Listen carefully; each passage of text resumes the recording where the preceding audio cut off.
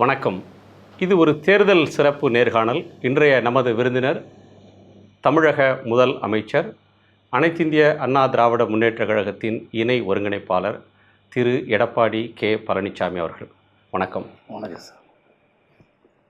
தேர்தல் பிரச்சாரகராக இன்றைக்கி தமிழ்நாட்டில் வலம் வந்துக்கிட்டு இருக்கீங்க. முதல் முறையாக ஒரு தேர்தல் பிரச்சாரத்தை, எந்த தலைவரோட பிரச்சாரத்தை கேட்குறதுக்கு நீங்கள் போனீங்க? நீங்கள் ஒரு வேட்பாளராக இருக்கும்போது எந்த தலைவருடைய வருகை நம்மளுக்கு பிரச்சாரம் பண்ணுறதுக்கு வரணும்னு காத்திருந்திருக்கீங்க? அந்த அனுபவத்தை சொல்லுங்கள். நான் பொன்மனச்செம்மல் புரட்சித்தலைவர் எம்ஜிஆருடைய தேர்தல் பிரச்சாரத்துக்காக அவர் பேசிய கூட்டத்தில் நான் கலந்து கொண்டு கேட்டிருக்கின்றேன். நான் 1974 கட்சியில் நான் இணைத்து கொண்டு அப்பொழுது நான் கட்சி பணியாற்றி வருகின்றேன். முதலாக 1974 சிலுவம்பாளையம் கிளைக்கழகத்துடைய செயலாளராக என்னுடைய ஊரிலே நான் கட்சி பணியை துவக்கினேன். அது முதல் பொன்மனச்செம்மல் புரட்சித்தலைவர் எம்ஜிஆர் அவர்கள் எங்கே கூட்டம் நடத்தினாலும் அந்த இடத்திற்கு சென்று அவருடைய பேச்சை கேட்கிறது என்னுடைய வழக்கம். அவரால் நான் ஈர்க்கப்பட்டு அவர் மறைவுக்கு பிறகு இதயம் புரட்சித் தலைவி அம்மா அவர்கள் நாங்கள் தலைமையாக ஏற்றுக்கொண்டோம். அதற்கு முன்பாகவே 1984 இதயம் புரட்சித் தலைவி அம்மாவுடைய பேரவை ஆரம்பிக்கப்பட்ட காலகட்டத்தில் மாண்புமிகு அம்மாவுடைய திருநாமத்தின் பேரில் நம்முடைய சேலம் மாவட்டத்தில் நம்முடைய எடப்பாடி சட்டமன்றத்திற்கு உட்பட்ட பகுதியில் பல இடங்களில் அம்மா திருநாமத்தின் பேரில் பேரவை ஆரம்பித்து அப்பொழுது செயல்பட்டோம். ஒரு வேட்பாளராக, கட்சியோட தொண்டராக தேர்தல் பிரச்சாரத்தை எதிர்கொண்டதுக்கும் மற்ற வேட்பாளர்கள் அவங்களுக்கு போய் ஓட்டு கேட்குற அனுபவத்துக்கும் என்ன வித்தியாசத்தை பார்க்குறீங்க? நான் ஏற்கனவே 1989 சேவல் சின்னத்திலே நான் போட்டியிட்டவன்.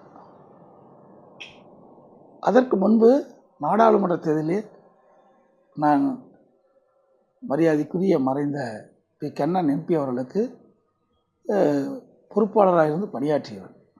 அந்த அனுபவம் எனக்கு ஏற்கனவே இருக்கின்றது. நான் 9 தேர்தலை சந்தித்தவன். 6 முறை சட்டமன்ற தேர்தல், 3 முறை நாடாளுமன்ற தேர்தல். அந்த அனுபவம் முழுமையாக என்னிடத்தில் இருக்கிறது.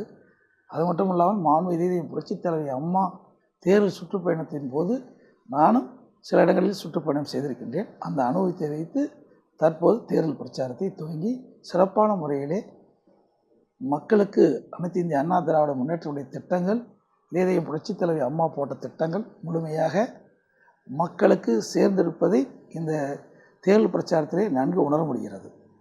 இந்த தேர்தல் பிரச்சாரம் அப்படின்றது ஒரு கலவையான ஒரு அனுபவம். காலையில் ஒரு இடத்துல தொடங்கி ஒரு 200-300 கிலோமீட்டர் பயணம் பண்ணுறது மாதிரி இருக்கும். எல்லா இடங்கள்லேயும் வேனில் நீங்கள் பிரச்சாரம் பண்ணுறீங்க. ஒவ்வொரு இடத்துலையும் மக்களோட எதிர்பார்ப்பு வேறையாக இருக்கும். இதுக்கான பேச்சு அப்படின்றத எப்படி தயாரிக்கிறீங்க? நான் ஏற்கனவே ஒவ்வொரு பகுதியிலையும் என்னென்ன திட்டங்கள் செயல்படுத்தப்பட்டது என்று அரசிடம் இருக்கின்றது. நான் முதலமைச்சர் இருக்கின்ற காரணத்தினாலே 234 தொகுதியிலும் என்னென்ன பணி நடைபெற்று கொண்டிருக்கின்றது நன்றாக எனக்கு தெரியும். அது மட்டும் இல்லாமல் பொன்மனச்செம்மல் புரட்சித் தலைவர் எம்ஜிஆருடைய 100ஆண்டு விழா அனைத்து மாவட்ட தலைவர்களும் நாங்கள் நடத்தினோம். அந்த காலகட்டத்திலேயே ஒவ்வொரு மாவட்டத்துக்கு போகின்ற பொழுதும் அந்த மாவட்டத்தில் உள்ள சட்டமன்ற தொகுதியில் என்னென்ன பிரச்சனை என்பதை நன்கு உணர்ந்தவன். பொன்மனச்செம்மல் புரட்சித் தலைவர் எம்ஜிஆருடைய 100ஆண்டு விழாவிலே ஏற்கனவே முடிக்கப்பட்ட பணிகளை துவக்கி வைத்திருக்கின்றேன். புதிய பணிகளுக்கு அடிக்கல் நாட்டி வைத்திருக்கின்றேன். அடிக்கல் நாட்ட அரசு விழாக்களுக்கு போகிறது ஒரு வித்தியாசமான அனுபவம். அப்போ இங்கே பிரச்சாரத்துக்கு போகும்போதே பல பிரச்சனைகள் என்னிடத்திலே கொடுத்திருக்கின்றார்கள். அதையெல்லாம் நாங்கள் தொகுத்து அங்கங்கே இருக்கின்ற சட்டமன்ற உறுப்பினர்கள், நாடாளுமன்ற உறுப்பினர்கள், பொதுமக்கள் வைத்த கோரிக்கையை ஏற்று அவ்வப்போது அரசு நாங்கள் அந்த திட்டத்தை நிறைவேற்றி கொண்டிருக்கிறோம். அதையெல்லாம் நான் தொகுத்து எடுத்து வைத்திருக்கின்றேன். அதெல்லாம் இப்போ உங்களுக்கு தேர்தல் பிரச்சாரத்துக்கு உதவுது. சரி, திட்டங்களை சொல்கிறது, கோரிக்கையை நிறைவேற்றுறது ஒன்று. எதிர்க்கட்சிகள் முன்வைக்கிற பிரச்சாரத்துக்கு பதிலடி தரணும். உங்கள் கூட்டணியை ஜஸ்டிஃபை பண்ணுறதுக்கு அதற்கான வாதங்களை மக்கள்கிட்ட முன்வைக்கணும். அதுவும் சுட சுட செய்யணும். இன்னொன்று, நீண்ட தூரம் ஆவேசமாக வேற பேசுகிறீங்க, ஆக்ரோஷமாக பேசுகிறீங்க. இதை எப்படி சமாளிக்கிறீங்க? அதாவது நான் ஏற்கனவே 9 முறை தேர்தலிலே போட்டிட்டுருக்கேன்.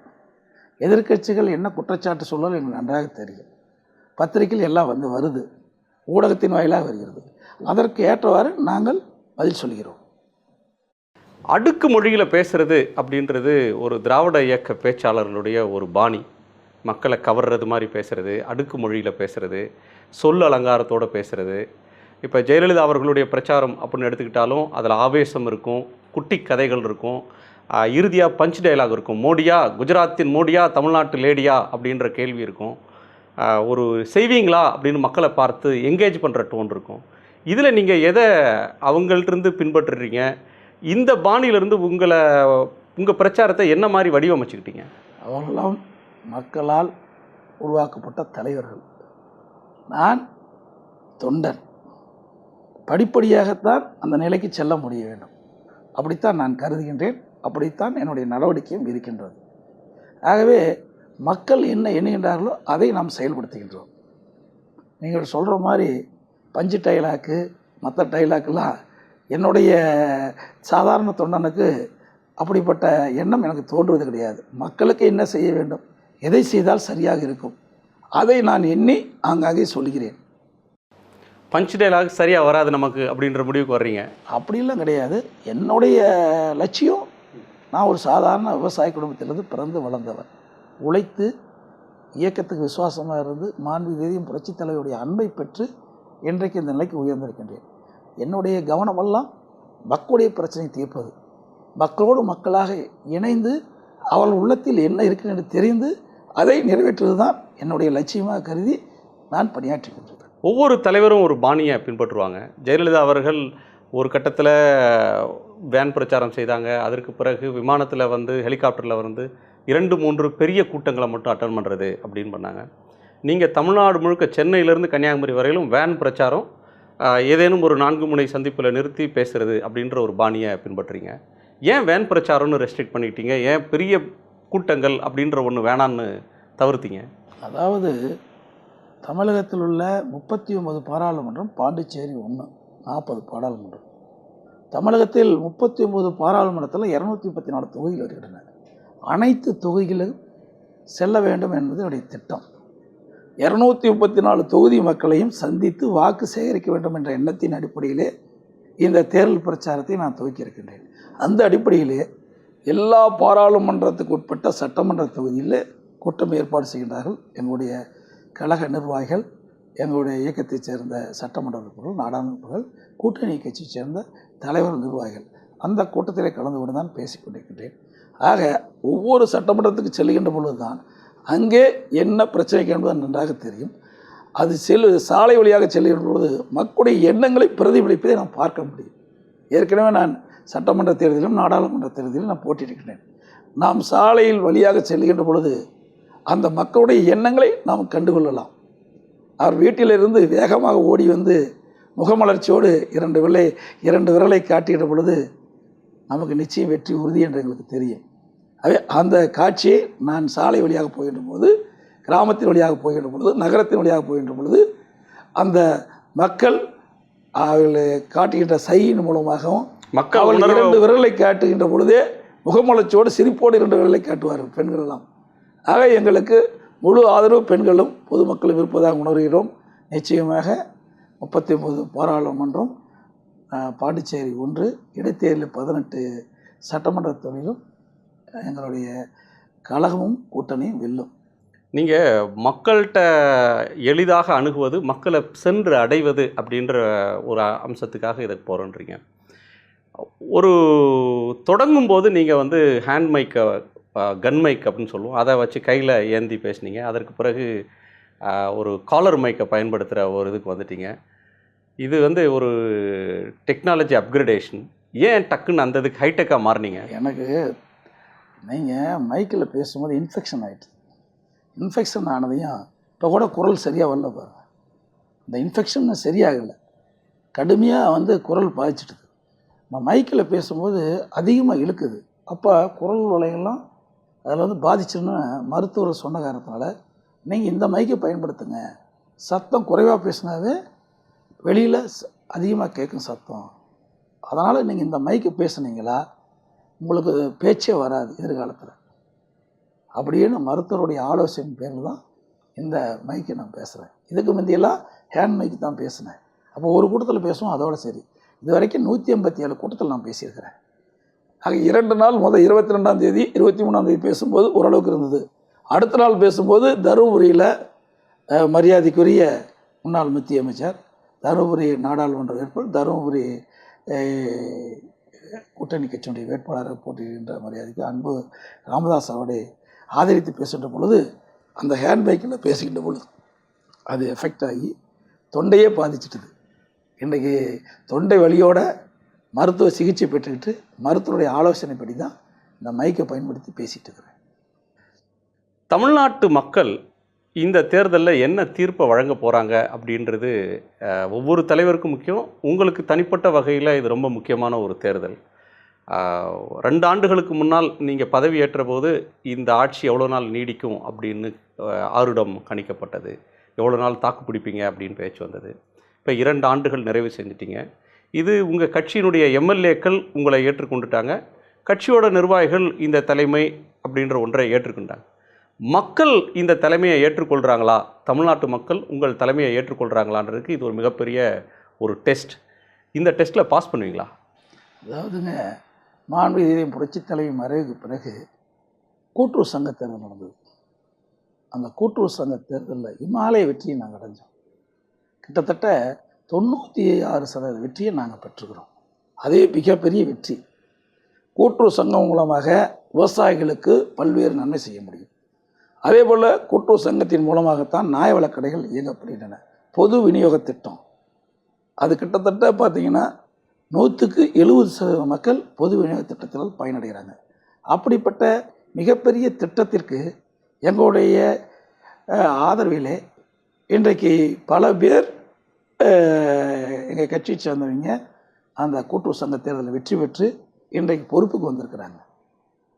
ஆகவே நாங்கள் முதல் தேர்தல் சந்தித்த தேர்தல் கூட்டுறவு சங்க தேர்தல். அந்த தேர்தலிலே மிகப்பெரிய வெற்றி அடைஞ்சிட்டோம்.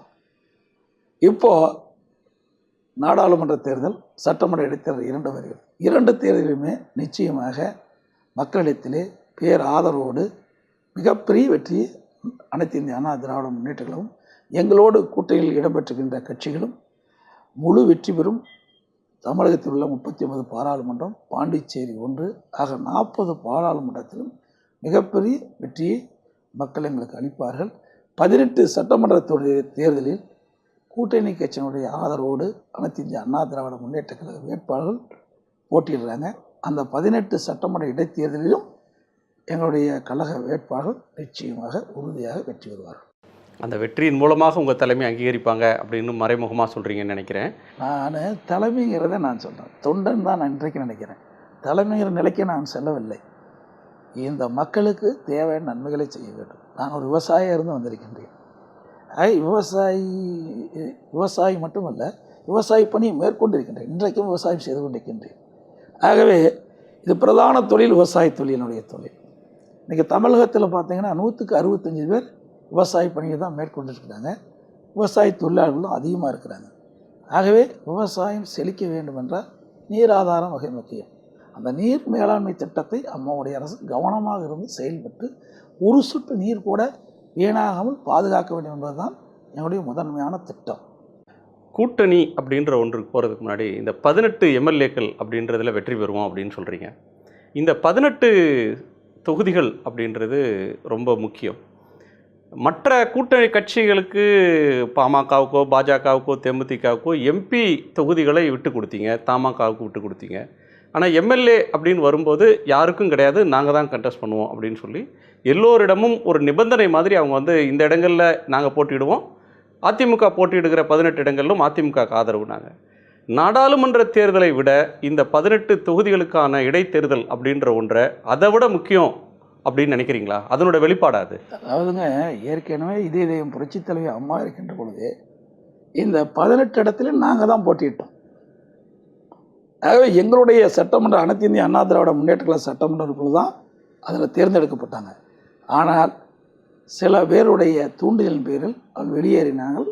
சட்ட நீதியாக அது 18 எம்எல்ஏக்கும் செல்லாத பாமகவோ தேமுதிகவோ பிஜேபியோ கூட்டணியில் இல்லையே, செல்லாத காரணத்தினால அது 18 எம்எல்ஏ செல்லாது என்ற அறிவிப்பு வந்து விட்டது. ஆகவே எங்களுடைய இன்றைக்கு அனைத்து இந்திய அண்ணா திராவிட முன்னேற்ற கழக அரசு நடைபெற்றுக் கொண்டிருக்கின்றது. எங்களுடைய சட்டமன்ற உறுப்பினர் போட்டியிட்ட இடத்தில் நாங்கள் போட்டியிடுவோம் என்று கூட்டணி கட்சி தலைவர்கள் கருத்து தெரிவித்தோம். அவர்கள் ஏற்றுக்கொண்டார்கள். அதில் எந்தவித மறுப்பும் தெரிவிக்கவில்லை. அவங்களுக்கு ஒரு சீட்டு கூட கொடுங்க அப்படின்னு பாமக தேமுதிகவோ அவர் கேட்கவே இல்லை. ஏன்னா இன்னும் 2 வருஷத்தில் தேர்தல் வருது. ஆகவே எங்களை 2 வருஷத்தில் தேர்தல் வரும்போது அவர்களுக்கு வந்து இது ஒரு நிபந்தனை விதிக்க மாட்டாங்க. ஏன்னா இது வந்து அனைத்து இந்திய அண்ணா திராவிட முன்னேற்ற கழகம் வென்ற தொகுதி அனைவருக்கும் தெரியும். அந்த சூழ்நிலைக்கு ஏற்றவாறு அவர்கள் எங்களுக்கு ஆதரவு கொடுப்பதாக மனமுவந்து வந்தார்கள். அதில் எந்த மாற்று கருத்தும் கிடையாது. அந்த அடிப்படையிலே நாங்கள் வந்து நாடாளுமன்றத்திலும் நாம் கூட்டணி வைத்திருக்கின்றோம். அப்படி கூட்டணி வைக்கின்ற பொழுது கூட அந்தந்த கட்சிக்கு தக்கவாறு அவர்கள் வந்து தொகுதி உடன்படிக்கை ஏற்பட்டது. ஒவ்வொரு கட்சிக்கும் எவ்வளவு தொகுதி ஒதுக்க வேண்டும் என்று பல முறை பேச்சுவார்த்தை நடைபெற்று அந்த இறுதி கட்டத்தை அடைந்து நாங்கள் வெளியிட்டோம். கூட்டணி பேச்சுவார்த்தை அப்படின்றதுல ஒரு வியூகத்தை பின்பற்றி இருக்கீங்க, ஒரு சூத்திரத்தை கடைபிடிச்சிருக்கீங்க. 20 தொகுதிகளில் நீங்கள், மற்ற 20 தொகுதிகள் கூட்டணிக்கு. தொகுதிகளை தேர்ந்தெடுக்கிறது அப்படின்னும் போது கொங்கு மண்டலத்தில் அதிகமாக நிற்கிறீங்க, தென் மண்டலத்தில் கூடுதலாக நிற்கலை, குறைவான இடங்களில் திருநெல்வேலியில் மட்டும் நிற்கிறீங்க. மதுரை, திருநெல்வேலி விட்டால் மதுரை. இந்த ஒரு அணுகுமுறை, தேர்தல் கூட்டணி பகிர்வு அப்படின்ற ஒன்றுக்கு என்ன மாதிரியான ஒரு அணுகுமுறையை நீங்கள் பின்பற்றுறீங்க? அப்படி அதாவது அணுகுமுறையெல்லாம் ஒன்றும் கிடையாது. எல்லா கட்சிகளும் அவர்களுக்கு தேவையான தொகுதியில் கேட்குறாங்க. அதில் வந்து எல்லாரும் பேச்சுவார்த்தை நடத்தி அவரவர்கள் எந்தெந்த தொகுதி நின்றால் வெற்றி வாய்ப்பு பிரகாசமாக இருக்கும் என்று கருதப்பட்டு அதற்கேற்றவாறு தொகுதி ஒதுக்கீடு செய்யப்பட்டிருக்கிறது. ஸோ அதில் ஒன்றும் குறிப்பான அதெல்லாம் அப்படிலாம் வியூகம் அப்படின்றது ஒன்று. எங்களை பொறுத்த வரைக்கும் தமிழகத்தில் உள்ள 39 தொகுதியும் அனைவரும் வெற்றி பெற வேண்டும் என்று தான் ஒருமித்த கருத்தோடு நாங்கள் செயல்படுறோம். அதில் எந்த தொகுதியுமே வந்து வீக்கான தொகுதின்னு நாங்கள் கருதலை. அனைவரும் ஒருமித்த கருத்தோடு செயல்பட்டு கொண்டிருக்கின்றோம். நிச்சயம் 39 இடம் தமிழகத்தில் வெற்றி பெறும். பாண்டிச்சேரி ஒன்று ஆக 40 இடத்திலும் அனைத்து இந்திய அண்ணா திராவிட முன்னேற்ற கழகம் எங்களோடு கூட்டணி அமைத்த வேட்பாளர்கள் உறுதியாக 100% வெற்றி பெறுவார்கள். நீங்கள் இப்படி சொல்கிறீங்க, ஆனால் கருத்து கணிப்புகள் வட இந்திய ஊடகங்களால் அல்லது கருத்து கணிப்பு நடத்துகிற அமைப்புகளால் நடத்தக்கூடிய கருத்து கணிப்புகள் வந்துக்கிட்டு இருக்குது. அதில் நீங்கள் வெளிப்படுத்துகிற நம்பிக்கைக்கு மாறான ஒரு ரிசல்ட்டை ப்ரொஜெக்ட் பண்ணுறாங்க. அதிமுக அணி அப்படின்றது நீங்கள் எதிர்பார்க்கிற வெற்றியை பெறாதுன்றது கருத்து கணிப்புகள் சொல்கிற ஒன்று. இன்னொன்று, 2 ஆண்டு ஆட்சி காலம்தான் இன்னும் இருக்குது, அதனால் அந்த இடங்கள் வேண்டான்னு சொல்லி கூட்டணி கட்சிகள் மனமும் வந்து தந்துட்டாங்கன்றீங்க. ஆனால் 2 ஆண்டுகளுக்கு இந்த ஆட்சி நீடிக்காது, மத்தியில் ஆட்சி மாற்றம் வந்தால் உடனே தமிழ்நாட்டிலையும் ஆட்சி மாற்றம் வரும், இந்த ஆட்சி தானாக போயிடும் அப்படின்னு திரு ப. சிதம்பரம் ஒரு விமர்சனமாக சொல்கிறாரு. அதுக்கு நீங்கள் என்ன பதில் சொல்ல விரும்புறீங்க? அதாவது எந்த ஆட்சியுமே திடீர்னு கலைத்திட முடியாது. அதெல்லாம் அந்த காலத்தில் கலைச்சாங்க. இப்போலாம் நீதிமன்ற தீர்ப்பு இருக்குது, உங்களுக்கு தெரியும். ஊடகத்தினுடைய கேள்வி கேட்கறதுக்கு அத்தனையுமே தெரியும், அனைத்தும் தெரியும். ஆகவே சட்ட விதிகளுக்கு உட்பட்டு தான் ஒரு ஆட்சி கலைக்க முடிய ஒழிய வந்தவுடனே கலைக்க முடியாது. பெரும்பான்மை இல்லைன்னா தான் கலைக்க முடியும். பெரும்பான்மை இருக்கின்ற பொழுது எந்த ஆட்சியுமே இந்தியாவில், தமிழகம் மட்டுமில்லை இந்தியாவில் எந்த மாநிலத்தையும் கலைக்க முடியாது. அப்படி பார்த்தா எந்த எதிர்க்கட்சிகள் எந்த மாநிலத்திலுமே ஆட்சி செய்ய முடியாது. ஆகவே அவருடைய தொண்டர்களை உற்சாகப்படுத்துவதற்காக அப்படி பேசலாமா ஒழிய அவர் சட்ட வழக்கறிஞராக இருக்கிறார், அவர் பேசுவது விந்தையாக இருக்கிறது. ஆகவே ஒரு நாட்டுடைய சட்டம் என்று இருக்குது, அந்த சட்டத்தை மீறி யாரும் செயல்படுத்த முடியாது. இப்போ நீதிமன்றம் இருக்குது, நீதிமன்றம் சட்ட நீதியாக இருந்தால் அதை ஏற்றுக்கொள்ளும். சட்டத்துக்கு புறமாக இருந்தால் நீதிமன்றம் அதனுடைய தீர்ப்பை வழங்கும். அண்மையில் கூட பீகாரில் லல்லு பிரசாத் யாதவ் ஆட்சி கலைச்சாங்க. மீண்டும் என்ன, அது 6 மாதம் கழிச்சு அதே ஆட்சி ஒப்படைக்கப்பட்டது. இதெல்லாம் வரலாறு. ஆகவே யாரையும் அச்சுறுத்தி ஒரு ஆட்சியை கலைத்து விடும் என்று சொல்லுவதெல்லாம் இப்போது எடுபடாது. இன்னொரு அம்சம் கூட்டணி தொடர்பாக வரும்போது, ஒரு காங்கிரஸ் திமுக கூட்டணி அப்படின்றது சட்டமன்ற தேர்தலிலும் தொடருது. அதற்கு பிறகு கம்யூனிஸ்டுகளும் மற்றவர்களும் அவங்களோட சேர்ந்து இயங்கினாங்க. உங்கள் கூட்டணி அப்படின்றது இந்த தேர்தல் தேதி அறிவிக்கிறதுக்கு சில வாரங்கள், சில நாட்களுக்கு முன்னாடி திடீரென்று புதிதாக உருவான ஒரு கூட்டணி. பிஜேபியை தம்பிதுரை அவர்கள் நாங்கள் என்ன பாவமாக செஞ்சோம் தூக்கி சுமக்கிறதுக்குன்னு விமர்சித்தார். நாடாளுமன்றத்திலேயே அன்வர் ராஜா போன்றவர்கள் கடுமையாக விமர்சித்தாங்க. இவ்வளோ விமர்சனம் செய்துட்டு நீங்கள் அந்த கூட்டணியை சேர்ந்தது அப்படின்றது நிறைய கண்டனங்களும் அது சார்ந்த விமர்சனமும் வந்துக்கிட்டு இருக்கு. அந்த கூட்டணி சரியான ஒன்று தானா? அதை பற்றி உங்கள் கருத்து என்ன? இதை எங்களுக்கு பொருந்தும் நீங்கள் சொல்லாதீங்க. திமுக 100% பொருந்தும். ஏன்னா திராவிட முன்னேற்ற கழகத்திலிருந்து வைகோ பிரிஞ்சு போனார். அப்போ என்னென்ன கருத்துக்கள்லாம் வெளியிட்டார்? உங்கள் ஊடகத்தின் வாயிலாகவே பல கருத்துக்களை வெளியிட்டுக்கிறீங்க. பத்திரிகையின் வாயிலாக வெளியிட்டிருக்கிறீங்க. இன்றைக்கு வைகோ அவர்களே ஒரு தனி கட்சி வச்சு திராவிட முன்னேற்ற கழகத்து சின்னத்தில் நிற்கிறார். அப்படி என்று சொன்னால் யார் விமர்சனம் அதிகம் செய்திருக்கின்றார்கள், யாருடைய கூட்டணியில் அதிக விமர்சனம் செய்தவர்கள் இடம்பெற்றிருக்கார் என்பதை நாட்டு மக்களுக்கு தெரியும். ஆகவே அனைத்து இந்திய அண்ணா திராவிட முன்னேற்ற கழகத்தை பொறுத்த வரைக்கும் ஆளுங்கட்சியாக இருக்கின்ற பொழுது எதிர்கட்சிகள் சிலர் விமர்சனம் செய்வது அது வாடிக்கைத்தானே எப்பொழுதும் இருக்கிறது. இப்போ மட்டும் கிடையாது. திராவிட முன்னேற்ற கழகத்தை விமர்சிக்கலையா? விமர்சகர்களும் அந்த கூட்டணியில் இருக்கணும் இல்லையா? ஏன் மிசா சட்டத்தை கொண்டாந்தாங்களே காங்கிரஸ், இப்போ அவரோட தானே கூட்டணி அமைச்சிருக்கிறாங்க. இன்னைக்கு 2 நாட்கள் முன்பு கூட எதிர்கட்சி தலைவர் ஸ்டாலின், திராவிட முன்னேற்றங்களுடைய தலைவர் ஸ்டாலின் சொன்னார், நாங்கள் மிசாவே பார்த்துவீங்க, இதுக்கெல்லாம் அஞ்ச மாட்டேன்னு சொன்னார்.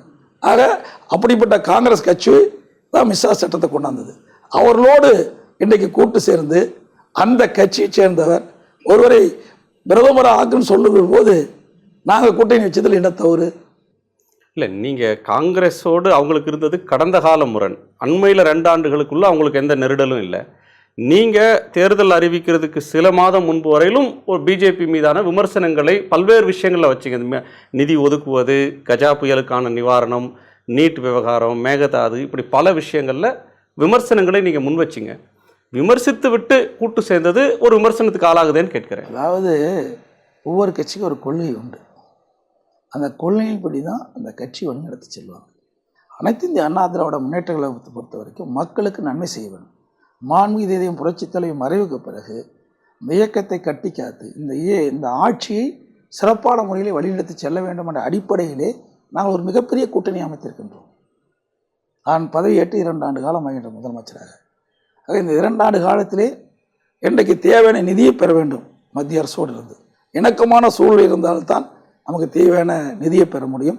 அது மட்டும் இல்லாமல் ஒரு கூட்டணி பலத்தோடு நாம் இந்த தேர்தலை சந்திக்கின்ற பொழுது எதிர்காலத்திலே தமிழகத்திலே அதிக திட்டங்களை கொண்டு வர முடியும், தேவையான நிதியை பெற முடியும். அது எதிர்க்கட்சியாக இருக்கின்ற பொழுது அந்த வாய்ப்பு குறைவாகிவிடும்.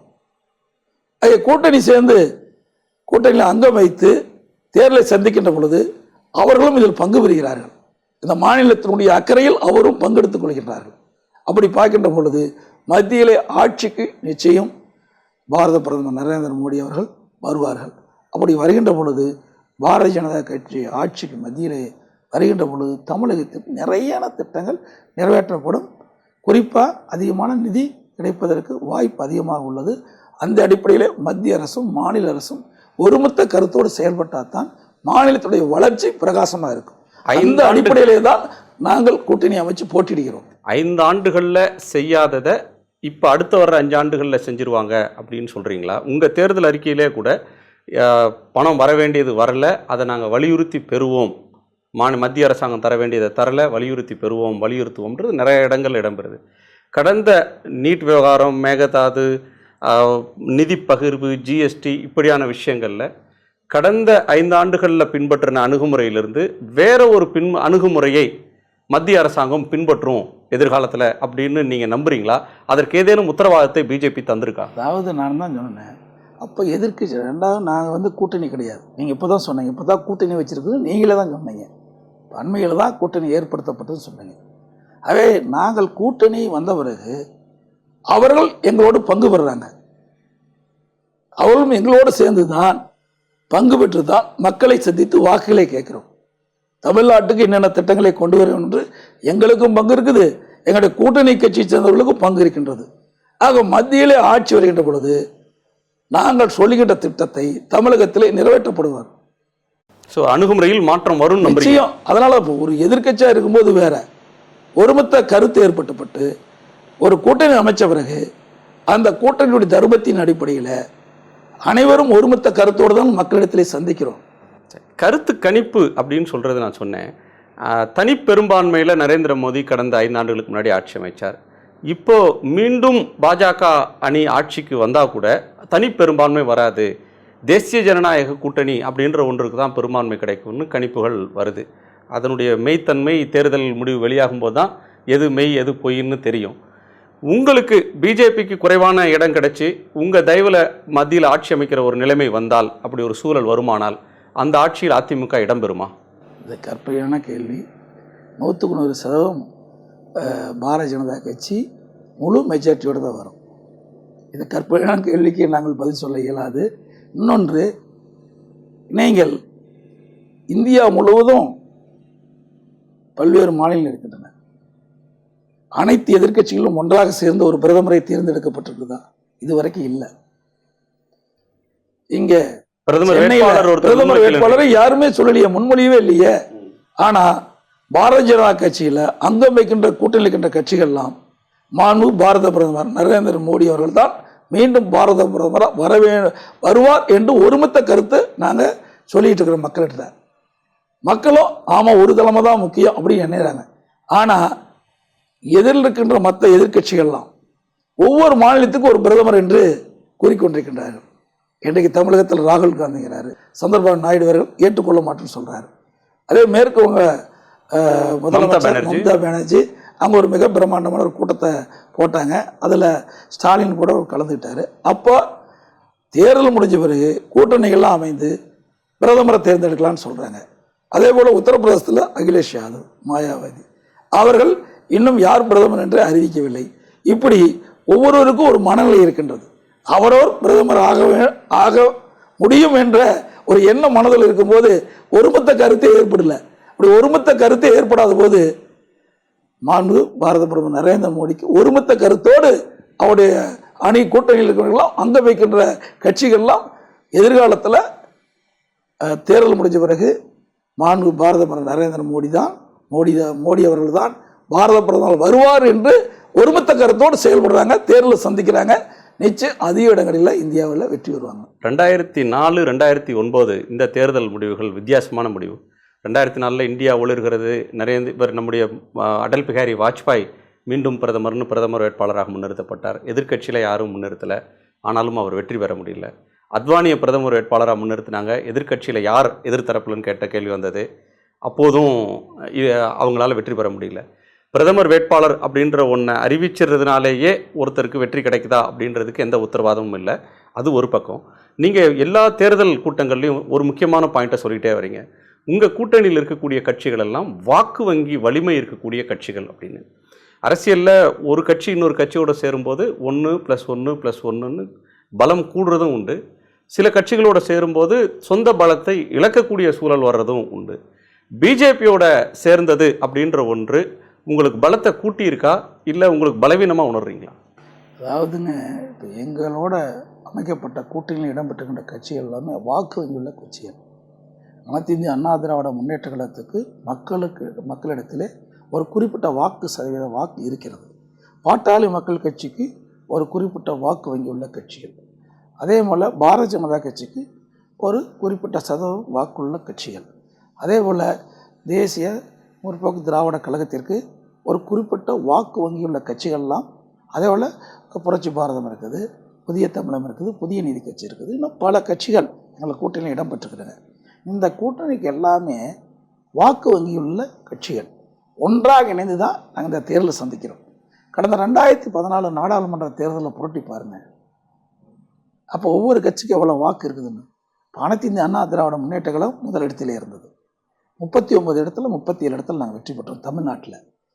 அப்போ பாரதிய ஜனதா கன்னியாகுமரியில் வெற்றி பெற்றது. தருமபுரியிலே பாட்டாளி மக்கள் கட்சி வெற்றி பெற்றது.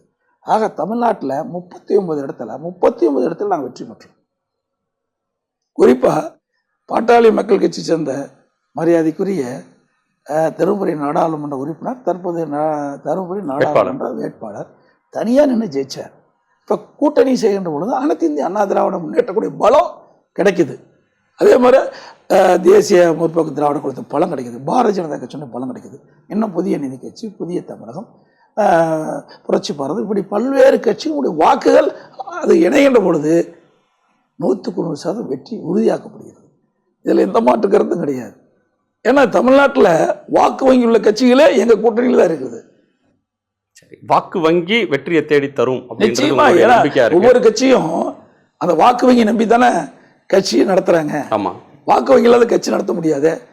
அதே பெரும்பான்மை மக்கள் செல்வாக்குள்ள கட்சிகள்லாம் அனைத்து இந்திய அண்ணா திராவிட முன்னேற்ற கழக தலைமையில் அமைக்கப்பட்ட கூட்டணியில் இடம்பெற்றிருக்குது. அதனால் கிட்டத்தட்ட தமிழ்நாட்டில் 39 இடங்களிலும் அனைத்து இந்திய அண்ணா திராவிட முன்னேற்ற கழகம், அனைத்து இந்திய அண்ணா திராவிட முன்னேற்ற கூட்டணி வெற்றி பெறும். அதே போல் பாண்டிச்சேரியில் எங்களுடைய கூட்டணியில் இடம்பெற்றிருந்த அந்த கட்சியும் இடம்பெறும். ஆகவே 40 இடங்களில் வெற்றி பெறும். வாக்கு வங்கி அப்படின்ற ஒரு விஷயத்துக்கு வந்தீங்க. வாக்கு வங்கி அப்படின்ற ஒன்றில் அதிமுகவோட வாக்கு வங்கியில் அம்மா மக்கள் முன்னேற்ற கழகம்ன்ற பெயரில் ஒரு இயக்கம் நடத்துகிற திரு டிடிவி தினகரன் சேதாரத்தை ஏற்படுத்துவார் அப்படின்ற ஒரு கருத்து இருக்குது. ஏன்னா தமிழ்நாடு முழுக்க அவங்க வேட்பாளர்களை நிறுத்தியிருக்கிறாங்க. அவங்க இன்னைக்கு இரட்டை இலைக்கு பரிசு பெட்டகம் அப்படின்ற ஒரு சின்னம் பொது சின்னமாக அவங்க வாங்கியிருக்கிறாங்க. குக்கர் மறுக்கப்பட்டுருச்சு. பொது சின்னம் தரப்பட்டதை பற்றி உங்கள் கருத்து என்ன? அவங்க உங்கள் வாக்கு வங்கியில் ஏதேனும் சேதாரத்தை ஏற்படுத்த முடியுமா? டிடிவி தினகரன் எப்பொழுது கட்சிக்கு வந்தார்? இதே புரட்சித் தலைவர் அம்மா இருக்கும்போது அடிப்படை உறுப்பிலிருந்து நீக்கப்பட்டவர். ஒன்று. இரண்டாவது, சந்தர்ப்ப சூழ்நிலையை பயன்படுத்தி இந்த கட்சியை அபகரிக்க பார்த்தார். அதுவும் அவரால் முடியவில்லை. மூன்றாவது, அவருக்கு பலம் இருப்பதாக சொல்றீர்கள். ஊடகம் பத்திரிகையும் தான் அவருக்கு பலமாக ஒழிய மக்கள் பலம் கிடையாது. எப்படி சொல்கிறீங்க சார்? ஊடகம் நிச்சயமா இப்போ தேர்தலில் பார்த்தா தெரிஞ்சு போயிடுது. அது தானாக வெளிச்சத்துக்கு வந்துடுது. அவர் கட்சியே இல்லை, பதிவு பண்ணவே இல்லை, கட்சியே பதிவு பண்ணல. அது ஒரு அமைப்பு. அமமுகங்கிறது ஒரு அமைப்பு, சட்டநிதி அது அமைப்பு தானே. கட்சி தேர்தல் ஆணையத்தில் பதிவு பண்ணுறது அது கட்சி. அவர் பதிவே செய்யலை, அது ஒரு அமைப்பாக தான் வச்சுருக்கார். அந்த அமைப்பை அங்கங்கே தன்னுடைய விளம்பரத்துக்காக பயன்படுத்தி ஏதோ மிகப்பெரிய மக்கள் செல்வாக்கு இருப்பது போல் காட்டிகிட்டு இருக்காரு. இந்த தேர்தலில் அந்த சாயம் வெளுத்து போயிடும். இந்த தேர்தலோட அந்த அமைப்பு காணாமல் போய்விடும். ஒரு கடுமையான தேர்தல் பிரச்சாரத்துக்கு மத்தியிலும் எங்களுக்கு நேரம் ஒதுக்கி ஒரு விரிவான பேட்டியை தந்ததுக்கு நன்றி. கடும் விமர்சனங்களை எதிர்கொள்கிறீங்க. உங்கள் அரசை பினாமி அரசு, டெல்லியால் இயக்கப்படுகிற அரசு, இப்படிலாம் கடும் விமர்சனங்கள் வருது. அந்த விமர்சனங்களுக்கு உங்களோட பதில் சார்? விமர்சனத்தை பற்றி அரசியல் கவலைப்பட்டால் எதுவுமே நிறைவேற்றப்பட முடியாது. வேண்டுமென்றே திட்டமிட்டு எதிர்க்கட்சி சேர்ந்தவர்கள் இந்த விமர்சனத்தை வைத்துக் கொண்டிருக்கிறார்கள். இதுவரை அனைத்து இந்திய அண்ணா திராவிட முன்னேற்ற கழகமோ அல்லது நாங்களோ அப்படிப்பட்ட சூழ்நிலையில் தள்ளப்படவில்லை. இதுவரைக்கும் பாரத பிரதமரோ அல்லது பாரதிய ஜனதா கட்சியோ எந்த நிற்பதும் செய்யவில்லை. இது உண்மை. வேண்டுமென்றே எதிர்க்கட்சி சேர்ந்தவர்கள் இன்றைக்கு இதயம் புரட்சித் தலைவர் மறைவுக்கு பிறகு எப்படியாவது இந்த இயக்கத்தை மீது பழி சுமத்த வேண்டும், இந்த அரசு மீது பழி சுமத்த வேண்டும், அப்படி என்ற ஒரு தவறான நோக்கத்தோடு, கெட்ட நோக்கத்தோடு இப்படிப்பட்ட கருவியை பயன்படுத்தி பேசிக்கொண்டிருக்கிறார்கள். இதை நாங்கள் வன்மையாக கண்டிக்கின்றோம். எங்களை பொறுத்த வரைக்கும் நாடாளுமன்றத்தில் முத்தலாக் சட்டம் வந்தது. அதை கூட எங்களுடைய நாடாளுமன்றம் எங்களுடைய கொள்கையின் அடிப்படையில் எங்களுடைய கருத்துக்களை பதிவு வைத்தார். அதே போல் நாடாளுமன்ற மேலவையில் முத்தலாக் சட்டம் நிறைவேற்ற தீர்மானம் கொண்டு வந்தார்கள். அப்பொழுது கூட சிறுபான்மை மக்களுக்கு நாங்கள் பக்கபலமாக இருப்பது என்பதை நாங்கள் எடுத்து காட்டினோம். எங்களுடைய ஆதரவை கோரினார்கள். சிறுபான்மை மக்கள் பாதிக்கக்கூடிய அந்த பாதிப்புக்கு நாங்கள் துணை நிற்க மாட்டோம் என்று கருதி எங்களுடைய மேலை உறுப்பினர்கள் அதை நிராகரித்தார்கள். ஆக சிறுபான்மை மக்களுக்கு அம்மாவுடைய அரசு பாதுகாப்பாக இருப்பது என்பதை அந்த தீர்மானத்தை ஆதரிக்காத காரணத்தினாலே அந்த தீர்மானம் பாராளுமன்ற மேலவையிலே நிறைவேற்றப்பட முடியலை. ஆக இதையெல்லாம் வேண்டுமென்றே திட்டமிட்டு எதிர்க்கட்சிகள் எங்கள் மீது வீண் பழி சுமத்தப்பட்டு வருகிறார்கள். இதில் எந்தவித உண்மையும் கிடையாது. அவர்களுக்கு வேறு வழி கிடையாது. இந்த அரசு மீது எந்த குறையும் சொல்வதற்கு உண்டான வழியில் எதுவுமே தென்படவில்லை. ஆகவே அந்த அளவுக்கு சிறப்பான நிர்வாக திறமை மிக்க அரசாக நம்முடைய அரசு செயல்பட்டு கொண்டிருக்கிறது. இந்தியாவிலேயே சட்டம் ஒழுங்கு பேணி காப்பதிலே முதன்மை மாநிலமாக தமிழ்நாடு விளங்கி கொண்டிருக்கின்றது. எல்லா துறைகளிலுமே மத்திய அரசுடைய விருதுகளை நாங்கள் பெற்றுக்கொண்டிருக்கின்றோம். இன்றைக்கு ஓவரால் பர்ஃபார்மன்ஸ் பார்க்கின்ற பொழுது இந்தியாவுடைய பத்திரிகை இந்தியா முழுவதும் அனைத்து மாநிலம் சர்வே செய்து கணக்கிட்டு தமிழ்நாட்டில் தான் சிறந்த சட்ட ஒழுங்கு சிறப்பாக இருக்கின்றது விருதையும் எங்களுக்கு வழங்கினார்கள். அது உங்களுக்கு தெரியும். அதே போல் எல்லா துறைகளும் சிறந்த முறையிலே நிர்வாகம் செயல்பட்டு கொள்கின்ற விருதையும் எங்களுக்கு வழங்கினார்கள். ஆக தமிழ்நாட்டுடைய எல்லா துறைகளும் சிறந்து விளங்குகின்றது பொறுத்து கொள்ள முடியாத எதிர்க்கட்சி தலைவர் எந்த குற்றமுமே சொல்ல முடியாத நிலையிலே இப்படிப்பட்ட ஒரு தவறான பிரச்சாரத்தை மக்களிடத்தில் பரப்பி கொண்டிருக்கின்றார். உண்மை நிலை இல்லை. அனைத்து இந்திய அண்ணா திராவிட முன்னேற்ற கழகத்தை பொறுத்த வரைக்கும் சுதந்திரமாக செயல்படுகின்ற கட்சி, சுதந்திரமாக செயல்படுகின்ற அரசு அம்மாவுடைய அரசு, மக்களுடைய தேவைகளை பூர்த்தி செய்கின்ற அரசு அம்மாவுடைய அரசு. எங்களுடைய லட்சியம் மக்களுக்குடைய பிரச்சனைகளை தீர்ப்பது தான். தமிழ்நாடு மக்கள் வளமாக செழிப்பாக வாழ வேண்டும், அதுவே எங்களுடைய லட்சியம். அதற்காகத்தான் நாங்கள் இயக்கத்தை நடத்தி வருகிறோம். மற்றவர்களைப் போல ஏளனமாக பேசி அதன் மூலமாக அரசியல் ஆதாயம் தேட வேண்டும் என்று எங்களுக்கு கடுகளவும் எண்ணம் இல்லை. மக்களுடைய தேவைகளை பூர்த்தி செய்ய வேண்டும். இதையும் புரட்சித் தலைவர் மறைவுக்கு பிறகு இந்த ஆட்சியும் கட்சியும் சிறப்பாக செயல்பட வேண்டும் எண்ணத்தின் அடிப்படையிலே நானும் எங்களுடைய ஒருங்கிணைப்பாளர் மரியாதைக்கு அண்ணன் OPS அவர்களும் மற்ற தலைமை கழக நிர்வாகிகள், எங்களுடைய அமைச்சர் பெருமக்கள், சட்டமன்ற நாடாளுமன்றங்கள், எங்களுடைய இயக்கத்தைச் சேர்ந்த நிர்வாகிகள், தொண்டர்கள் அனைவரும் ஒருமித்த கருத்தோடு செயல்படுறோம். எங்களுடைய கருத்துக்கு மக்கள் பேராதரவு தருகின்றார்கள். அந்த அடிப்படையிலே இன்றைக்கு அனைத்து இந்திய அண்ணா திராவிட முன்னேற்ற கழகம் வெற்றி நடை போடுகின்றது. அந்த அடிப்படையிலே இன்றைக்கு தேர்தலை சந்திக்கின்றோம். 100% நாடாளுமன்றத்தில் வெற்றி பெறுவோம். சட்டமன்ற இடைத்தேர்தலில் அனைத்து தொகுதியிலும் எங்களுடைய வேட்பாளர்கள் வெற்றி பெறுவார்கள். இந்த நிகழ்ச்சியிலே கலந்து கொள்வதற்கு நல் வாய்ப்பினை வழங்கிய உங்களுக்கு எனது மனமார்ந்த நன்றி. மிக்க நன்றி சார், மிக்க நன்றி.